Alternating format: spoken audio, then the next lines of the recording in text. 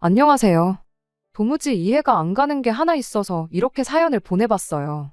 며느리들끼리 사이 안 좋으면 시어머니한테 뭐 좋은 게 하나 있나요? 형제들끼리 우애도 좋은데 며느리들끼리 사이 좋으면 더 좋은 게 아닌가 싶은데 왜 저희 시어머니는 잘 지내는 동서지간 사이를 갈라놓으려고 하는지 모르겠네요. 저는 올해로 33살로 맞벌이 결혼 생활 5년 차를 보내고 있습니다. 아이는 아직 없어요. 딱히 애 없이 살아야겠다 정하고 결혼해서 살고 있는 건 아닙니다.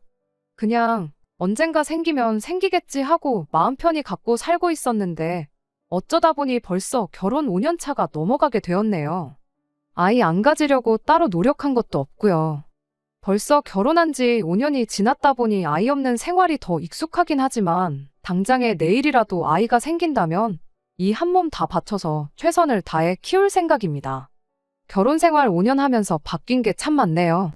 지하철도 안 다니던 저희 동네에는 끝내 지하철이 다니기 시작했고, 저희 결혼할 때만 해도 평생 결혼 안 하고 엄마랑 살겠다던 시동생도 결혼을 했고요.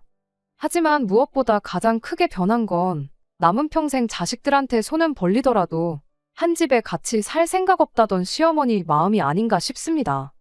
저희 결혼하고 나서 바로 그 다음 해에 둘째인 시동생이 결혼을 했어요.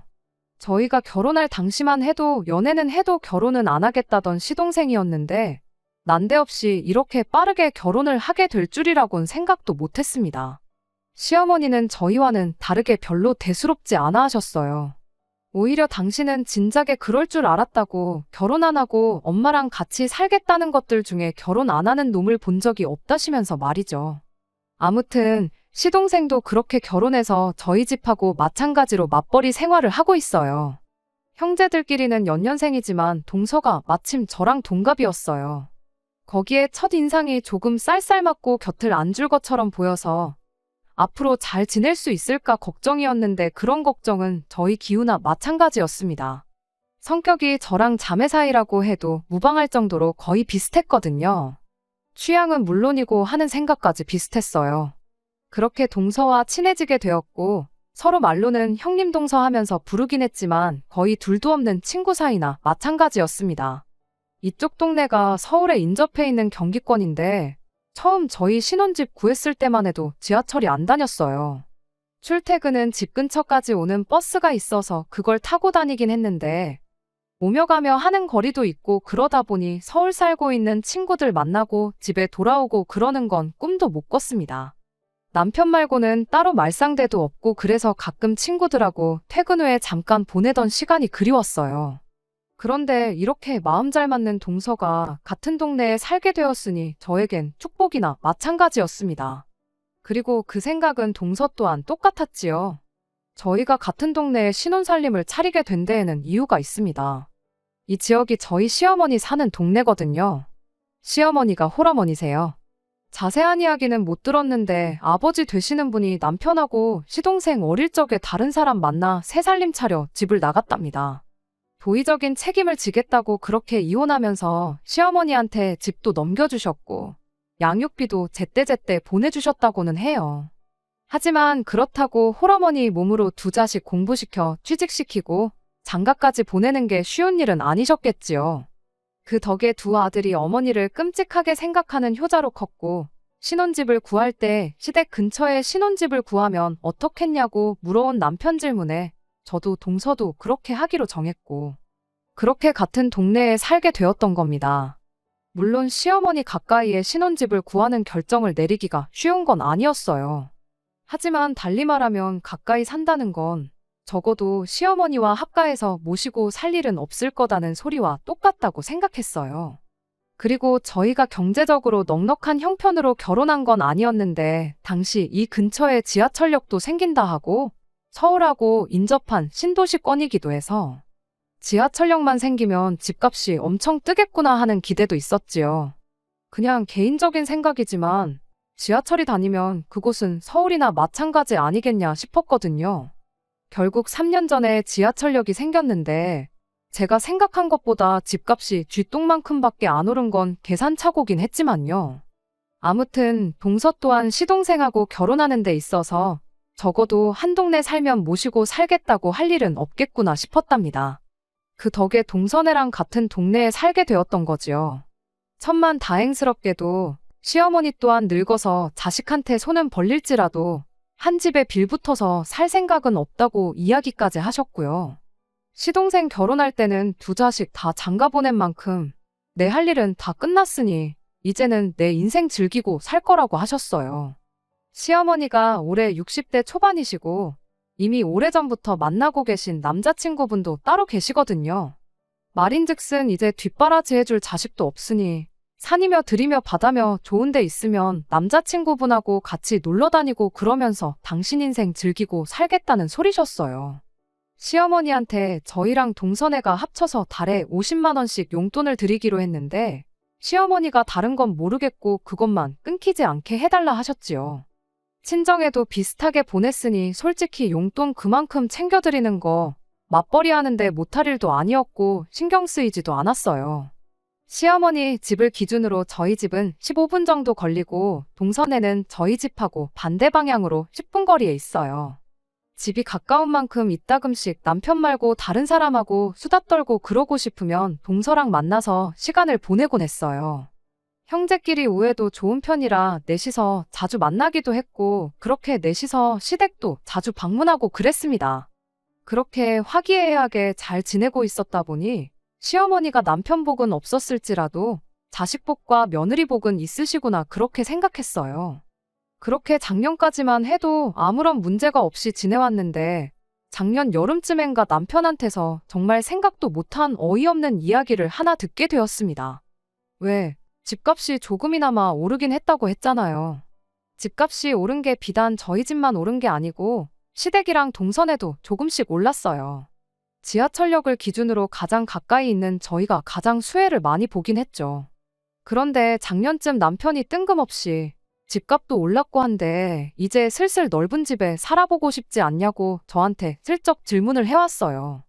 넓은 집 싫어하는 사람이 어디 있겠냐마는 저희가 아이가 생긴 것도 아니고 저희 삶에 크게 달라진 건 없었거든요. 집값이 올랐다고 한들 솔직히 다른 지역도 조금씩 집값이 올라있던 상황이었는데 이 집을 판다고 해서 더 넓은 집으로 이사가는 건 아예 시골 동네로 가지 않는 한 불가능에 가까워 보였거든요. 그런데 갑자기 뜬금없게 넓은 집에 살고 싶지 않냐는 소리를 하는 게 뭔 소리를 하는 건가 싶었죠. 남편이 이어서 말하기를 형제끼리 우애도 좋고 배우자들끼리 사이도 좋고 그러지 않냐면서 시어머니랑 동선에 포함해서 세 가구 집값이 다 올랐는데 이참에 집들 정리하고 돈을 모아서 2층 집 같은 거 구해가지고 세 가족이서 같이 살면 어떻겠냐는 겁니다. 이 인간이 갑자기 정신이 나갔나 싶었죠. 합가 이야기를 꺼내도 싫었을 텐데 동선에까지 한 집에 같이 살자는 소리를 해왔으니까요. 그런데 남편은 재수 씨랑 사이도 좋은데 뭐가 문제냐며 이해가 안 간다는 듯이 말을 하더라고요. 사이가 좋은 건 좋은 거고 같이 사는 건 또 다른 문제인 거 모르냐고 바로 따졌죠. 당장 우리만 해도 연애할 때 한 번 다툰 적 없지 않았냐. 그런데 같이 살면서 생활 습관 다른 것 때문에 생각하는 게 달라서 의견 다툼도 생기고 투닥거리도 하지 않았냐고요. 남편이니까 평생 남은 인생 같이 살아야 되니까 어느 정도 이해하고 참고 사는 거지. 같이 살면서 시어머니나 시동생, 동서한테 하나씩 불만 생기기 시작하면 그것까지 내가 참을 줄 아느냐고 절대로 그렇게는 못한다고 했어요. 그리고 남편이 결혼 생활 초반에 부모님 합가 문제로 절대 같이 살 일은 없을 거라고 못을 박았던 적이 있었거든요. 그 이야기도 꺼냈지요. 과정 자체는 제 기분만 상하고 서운하게 했지만 결론적으로는 부모님이 한 집에 같이 살 일은 없을 거다는 이야기나 마찬가지였어요. 결혼하고 첫 번째 맞는 겨울이었나 저희 친정어머니가 빙판길에서 크게 넘어지면서 다리랑 허리를 크게 다치신 적이 있었거든요. 집에는 제 남동생도 있고 아버지도 계셨지만 솔직히 저희 집 남자들이 그렇게 믿어온 사람들은 아니에요.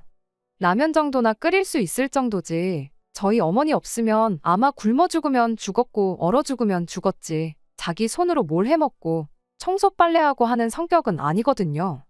그렇다 보니 어머니가 너무 걱정됐어요. 몸도 제대로 못 가누는데 괜히 동생이랑 아버지 밥 챙겨주고 한다고 무리해서 몸 움직이고 그럴 게 너무 눈에 뻔했거든요. 그래서 남편한테 어머니가 몸 좀 나아질 때까지 우리 집에 좀 와 계시라 그러면 안 되겠냐고 남편한테 물어봤어요. 동생하고 아버지한테는 그때까지 배달을 시켜 먹던 라면을 끓여 먹던 생쌀을 드시던 식사는 알아서 해결하라 하고 집안일 같은 건 내가 주말에 친정 찾아가서 한 번에 몰아서 해주고 그리고 겸사겸사 평일에는 제가 퇴근해서 어머니 간병도 좀 해드리고 그러면 딱 좋겠다 싶었거든요. 그런데 남편이 그렇게는 안 되겠다고 고민도 안 하고 단칼에 거절을 했었어요. 간병할 사람이 필요하면 사람을 쓰던지 상황이 안 되면 그냥 제가 친정에 가서 하면 되는 거 아니냐면서요. 어머니가 집에 계시면 동생이랑 아버지 식사며 집안일이다 뭐다 신경 쓰실 게 많아서 괜히 아픈 몸 이끌고 억지로 하실까봐 그러는 거다 했더니 그런 건 그냥 못하게 하면 되는 거 아니냐고 하시지 말라고 했는데도 하시면 그건 장모님 복이고 장모님이 잘못하시는 거지 누굴 탓하겠냐며 끝까지 칼같이 굴더라니까요. 장모님이 우리 집에 와 계시면 그만큼 자기도 불편할 거라고. 그리고 당장 너는 주말에 처가에 가서 집안일 도와주고 올 거라고 하지 않았냐. 그럼 그 말은 곧 나 혼자 주말에 장모님하고 단 둘이 이 집에 있어야 한다는 건데. 거동이 불편하시니 내가 너 대신 간병을 해야 할 수도 있는 일이고 그렇지 않다고 해도 신경이 쓰여서 내가 집에서 편하게 쉴 수나 있겠냐고 하는 겁니다. 그러더니 저보고 입장 바꿔 생각해 보래요. 뼈 빠지게 일해서 퇴근하고 집에 왔는데 집에 우리 엄마가 떡하니 누워 계시면 너는 마음이 편하겠냐고요. 우리 집에서만큼은 마음 편하게 지내자고. 앞으로 효도를 집 안에까지는 끌어들이지 말자고 그렇게 단호하게 거절을 했었어요. 그때 솔직히 그런 남편이 서운하기는 했는데 남편 말 맞다나 입장 바꿔서 집에 아픈 시어머니가 와 계신다면 그건 그거대로 신경이 엄청 쓰이겠구나 싶었죠. 어머니 간병이야 솔직히 제가 출근해 있는 동안 못 해드리는 건 당연한 거고 집안일이고 뭐고 하지 마시라 단단히 일러두고 동생한테 조금만 신경 쓰라고 하는 게 현실적인 방법이라 생각했죠. 죽 같은 거야 요즘 편의점만 가도 팔고 제품도 워낙 잘 나오는 데다가 죽만 전문적으로 취급하는 음식점까지 있는데 아무리 친정아버지랑 동생이 못 믿었다고 한들 그 정도 신경 못 써주겠나 싶었네요. 서운한 건 서운한 거지만 현실적으로 생각하면 제가 호들갑 떠는 게 맞았고 효도를 집안까지 끌어들이지 말자고 말하는 건 시어머니한테도 똑같이 그러겠다는 소리였지요. 그래서 앞으로 평생 남편하고 살면서 시어머니 모시고 살 일은 없겠구나 또 한 번 그런 확신을 가졌었거든요.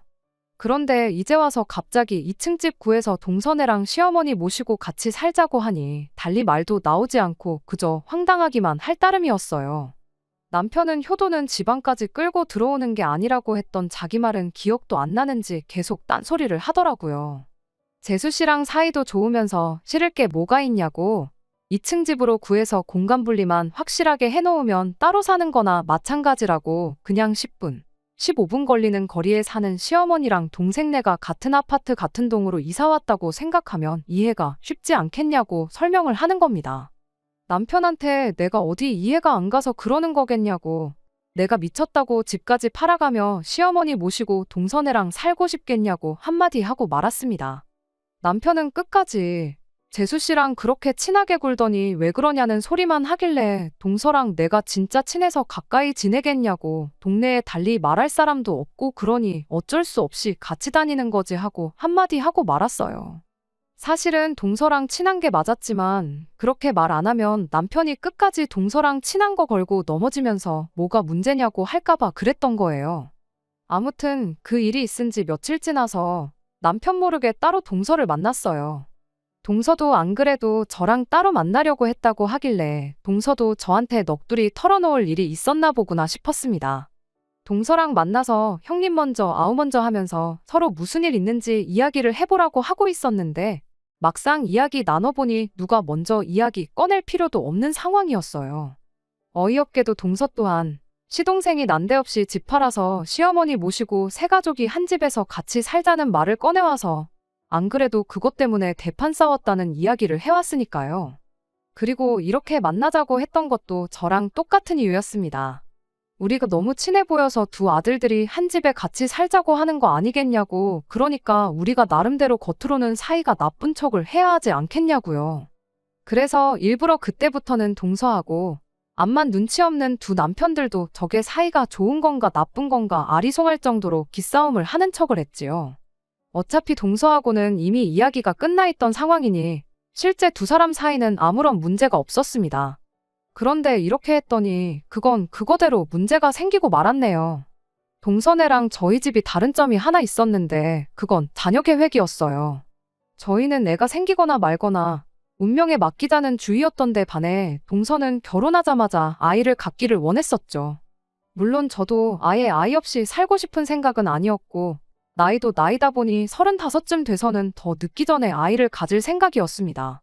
한약을 지어 먹는다거나 뭐 용하다는 분 찾아가서 날짜를 받아온다거나 하는 식으로 나름 노력을 할 생각도 있었고요. 아무튼 동선에는 결혼하자마자부터 아이를 갖기 위해 온갖 노력을 해왔는데 아무리 노력을 해도 아이가 안 생기는 경우였지요.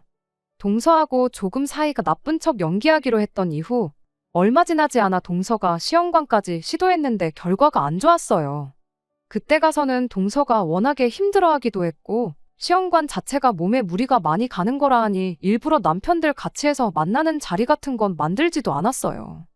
혼자 마음 정리도 하고 몸도 추스를 하고 나름 배려를 해줬던 거였죠. 그런데 그게 두 남편들이나 시어머니 눈에는 진짜 얘들이 겉으로만 친한 척은 하고 사이가 안 좋은 거구나 하고 착각을 했었나 봐요.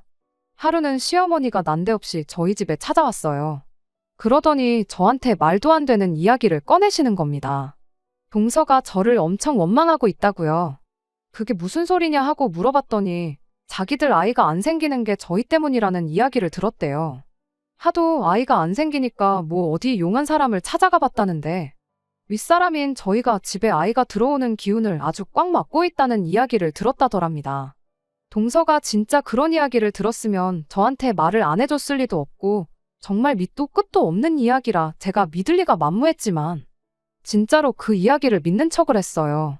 아무튼 시어머니가 한다는 소리가 일단 그래도 이야기 나왔으니까 혹시나 싶어서 당신이 생각해봤는데 진짜 그럴 수도 있는 노릇 아니겠냐며 저희 보고 하루빨리 아이를 가지라고 하시는 겁니다.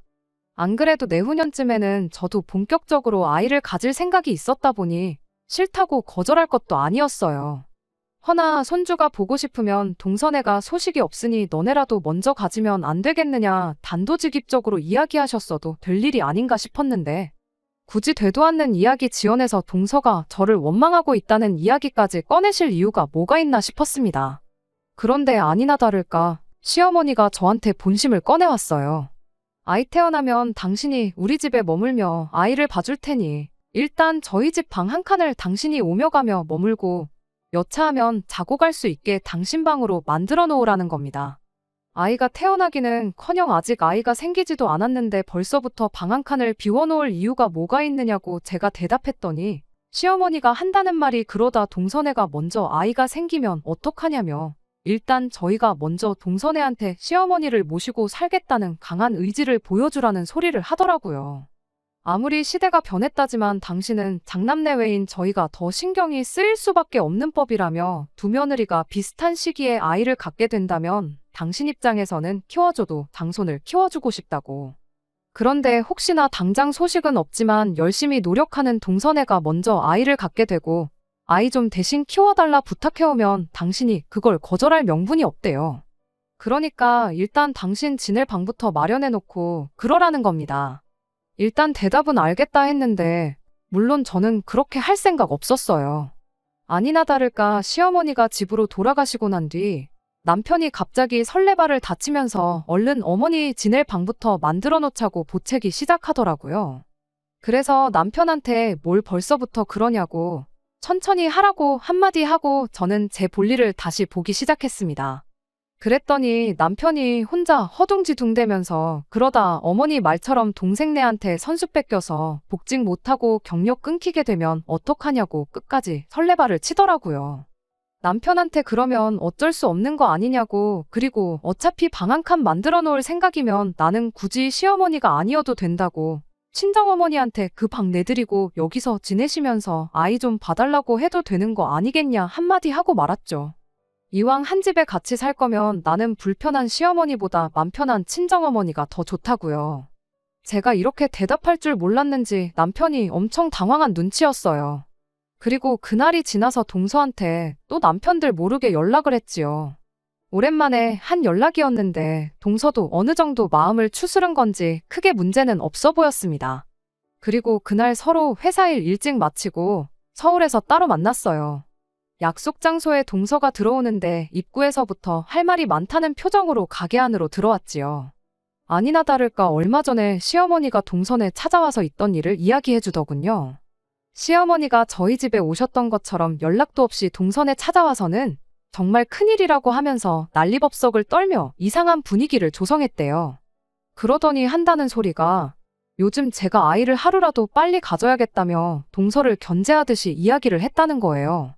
쟤들 하는 꼬라지를 보니 자연 임신은 죽어도 안 되겠구나 그렇게 생각했는데 요즘 시험관도 하고 저러는 거 보니 제가 똥줄이 타기 시작했는가 보다고요.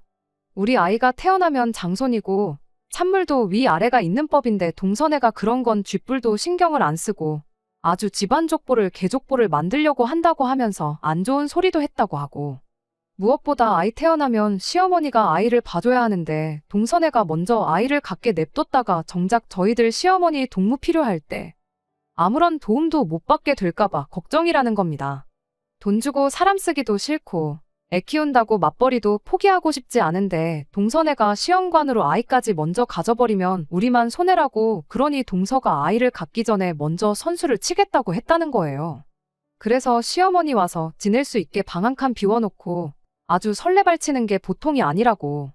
그런데 시어머니 딴에는 여태까지 애 없이 지내다가 당신 도움 못 받게 될까봐 그제서야 아이를 갖겠다고 드는 저보다 결혼하자마자부터 손주 보여주겠다고 노력한 동선애가 더 마음이 쓰이고 더 도와주고 싶고 그런다고 했답니다. 그래도 한편으론 저희 남편이 장남이다 보니 아무리 둘째네가 마음이 쓰인다고 해도 당신이 전부 당신 원하는 대로 할 수 있는 건 아니라고. 그러니 일단은 저희가 아이를 먼저 가질 마음부터 접도록 해야 하는 거 아니겠냐셨대요. 그리고 그 방법은 저희한테 제안한 것과 똑같은 방법이었지요. 바로 시어머니가 언제든 오며 가며 지낼 방 한 칸을 만들어 놓고 나아가서는 아예 시어머니를 먼저 모시고 살겠다고 선언하는 방법이요. 동서도 사실 그때까지만 해도 긴가민가 하기는 했대요. 저랑 친하긴 하지만 한편으로는 시어머니 말만 들으면 애 키우는데 도움받으려는 이야기만큼은 너무 그럴싸해서 순간 믿을 뻔했다는 겁니다. 제가 동서 흉을 보고 그런 거 다 떠나서 그냥 애 키우는데 도움받는 부분 그런 것만요. 그런데 동선에는 또 저희 집하고 구조가 다르거든요. 저희 집은 그나마 방이 3개라서 시어머니가 저러고 갔을 때 별 문제가 없었지만 동선의 집은 방이 2개밖에 안 되었거든요. 시어머니한테 방 한 칸 내드리면 아이 태어나면 아이는 무슨 방을 쓰냐고 시동생한테 물어봤대요.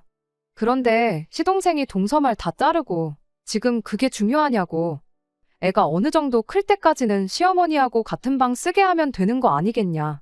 일단 시어머니부터 먼저 붙잡아서 우리 집에 모셔야지.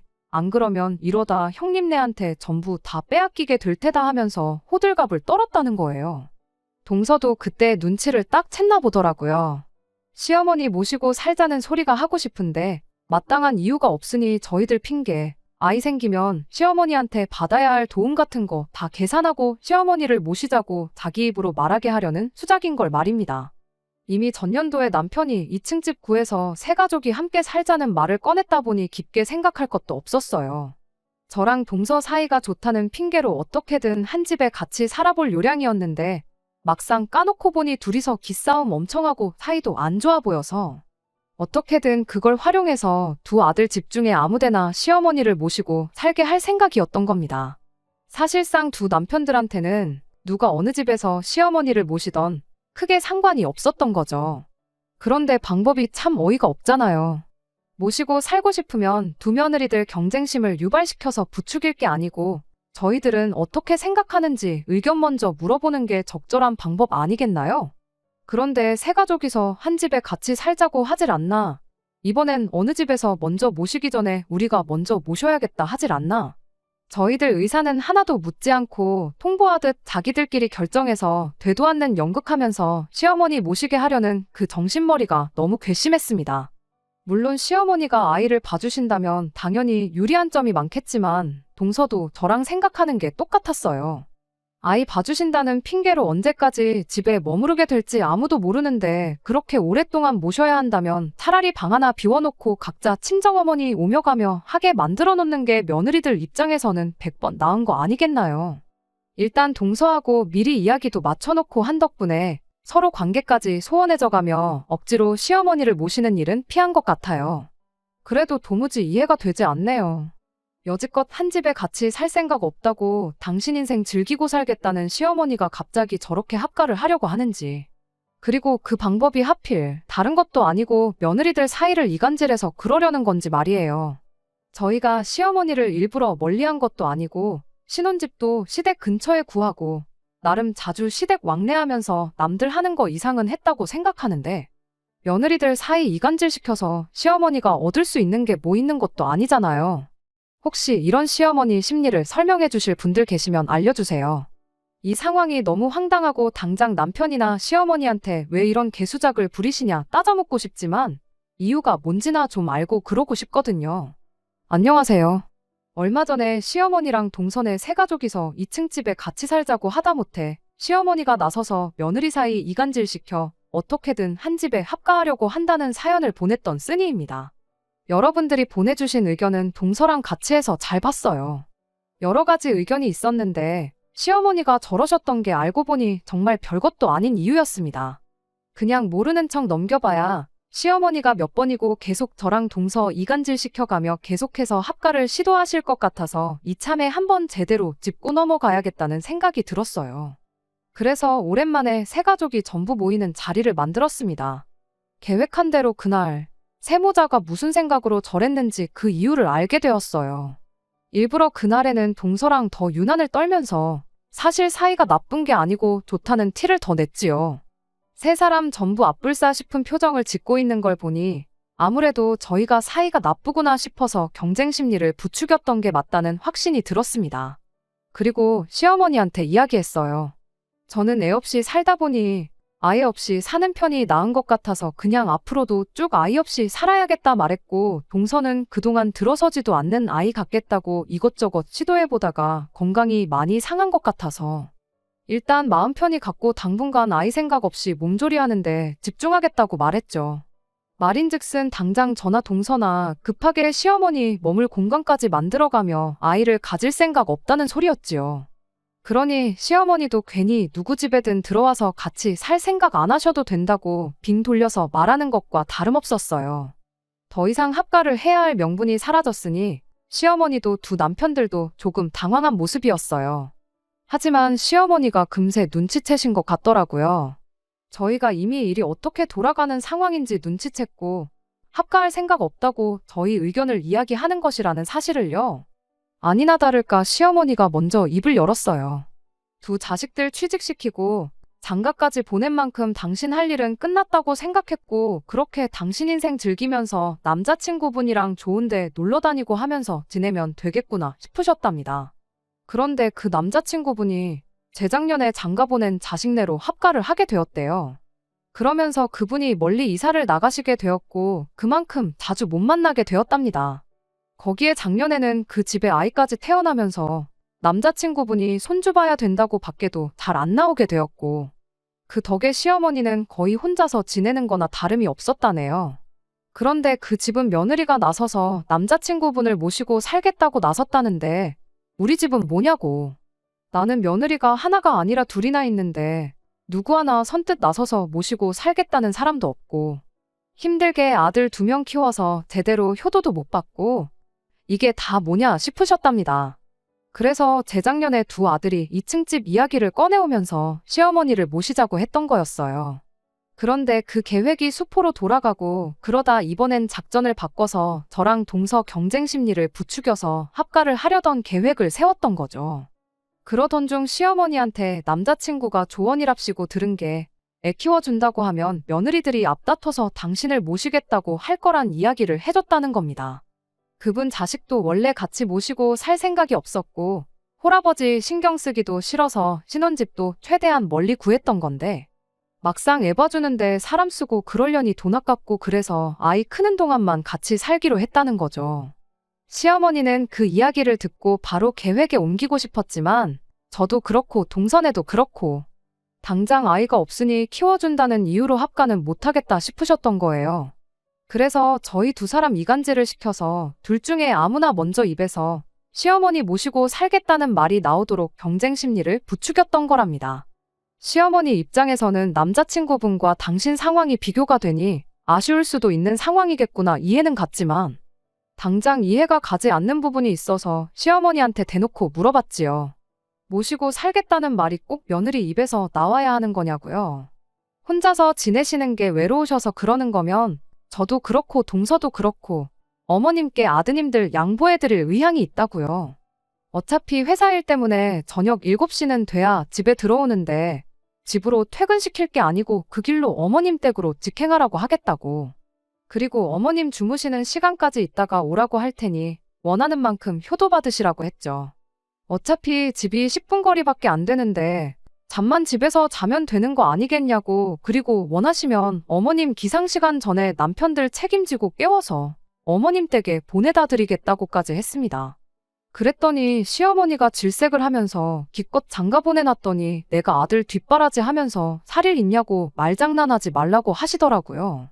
그래서 저랑 동서가 말했죠. 어머님 어차피 저희들 대신에 아이를 키워주겠다고 하셨는데 두 아들 밥 챙겨주고 출근시키고 하는 게 갓난아이 키우는 것보다 오히려 쉽지 않겠냐고요. 저희들 집에 합가를 한다고 해서 맞벌이하는 저희들이 어머님한테 해드릴 건 별로 없다고요. 오히려 아이 돌봐야 한다고 하루 종일 어디 밖에도 못 나가고 집에만 계셔야 할 텐데 어머님 그거 감당 가능하시냐고 물었습니다. 그냥 차라리 여태까지 그래왔던 것처럼 엎어지면 코 닿을 때 사는 두 며느리들이 사이좋게 지내면서 시댁에 자주 와서 어머님 챙기고 하는 게 어머님한테는 더 유리한 거 아니시냐고요. 꼭 모시고 산다고 해서 그게 효도고 안 모시고 따로 산다고 해서 불효고 그런 거 아니라고 했습니다. 어머님 남자친구분 아이 돌본다고 어디 밖에도 못 나가고 집에만 계신다는데 진짜 행복하시냐고 한번 물어봐 보시라고 했죠. 손주 봤으니 당연히 행복하시겠지만 꼭 합가를 안 해도 손주는 저희도 매일같이 보여드릴 수 있다고요. 그랬더니 시어머니가 아무 말도 못하고 계시다가 그제서야 저희 뜻을 알게 되신 건지 미안하다고 사과를 해오셨어요. 남자친구분이 어떻게 지내는지도 모르고 그냥 자식이 모시겠다고 해서 한 집에 사는 것 보고 부러워서 그런 것 같다고. 이야기 듣고 보니 니들 말이 틀린 게 없다시며 저희한테로 다가오셔서 저희 손을 꼭 붙잡아 주시곤 그냥 이대로 가족들끼리 우애 좋게 사이좋게 지내자셨습니다. 그 와중에 눈치 없는 두 남편들이 분위기 파악도 못하고 가까이 와서 그러자고 이대로 행복하게 지내자고 저희들 어깨를 같이 감싸더라고요. 그와 동시에 저랑 동서가 두 남편들한테 니들은 낄 때 끼라고 우리들한테 말 한마디 물어보는 게 그렇게 어려웠냐고. 당신들은 우리랑 집에 가서 이야기 좀 따로 해야겠다고 한마디 하고 말았습니다. 아무튼 그 뒤로 시어머니 합가 이야기는 쏙 들어갔어요. 남자친구분도 시어머니한테서 저희랑 있었던 이야기 듣고는 아들내외가 나를 모시고 사는 게 아니라 부려먹으려고 데리고 사는 거였구나 싶어서 그 집을 나오시고 다시 동네로 이사를 오셨어요. 이야기 나온 김에 시어머니 집에서 같이 지내시기로 한 것 같고요. 그래서 두 분이 요즘 놀러 다니시느라고 저희들 집에는 얼씬도 안 하세요. 남편들도 이번 일을 계기로 혼자 생각할 게 아니고 저희들 말만 들으면 중간 이상은 간다는 걸 깨달았는지 사소한 것까지 하나하나 다 허락받고 물어보고 하고 있고요. 잠깐 시어머니가 합가 때문에 문제가 생기긴 했지만 오해는 다 풀렸으니 지난날처럼 즐겁게 지내는 일만 남은 것 같네요. 끝까지 들어주셔서 감사합니다. 오늘의 사연은 여기까지입니다. 구독과 좋아요, 알람 설정 부탁드리고 더 좋은 사연으로 다시 찾아뵙겠습니다. 감사합니다.